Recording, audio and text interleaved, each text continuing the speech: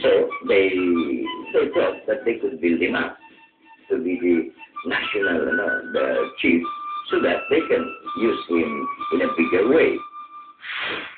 Alam mo yung ating mga ganyan, mga teorya. Yung teorya yan ng mga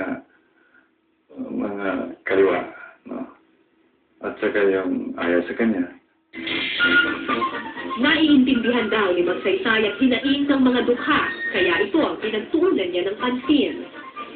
Noong panahon, mayroong Presidential Complaints and Action Committee. No? Babayad ka lang ng 10 centavos, telegrama sa Malacanang.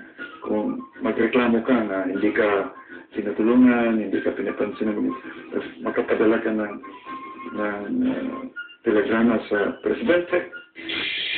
Nakatakda na sana siyang tumakbong muli bilang Pangulo sa eleksyon noong Nobyembre 1957. Pero ang mikhing makapaglingkod sa mamamayan, kasama na niyang naglaho sa pagbagsak ng kanyang eroplano. Nagluksa ang buong bansa sa pagpanaw ng Pangulo. Siya yata yung pinakamahal na presidente ng ating bayan, ang mga mamamayan. No?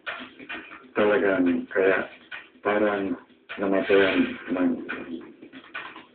kamag-anak nila, ng ama nila o kapatid na namatay sa Magsaysay. Lumabas sa Senate Committee Report na isang aksidente ang pagbagsak ng eroplano ni Ramon Magsaysay at ang dahilan nito, mechanical error. Pero hindi nito naalis ang katanungang bumagabag sa bansa 50 taon na ang lumipas.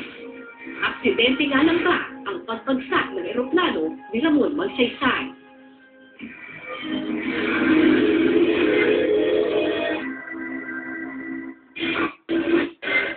Susunod sa case unclosed, ang pagbagsak ng eroplano ni Pangulong Magsaysay, aksidente nga lang ba?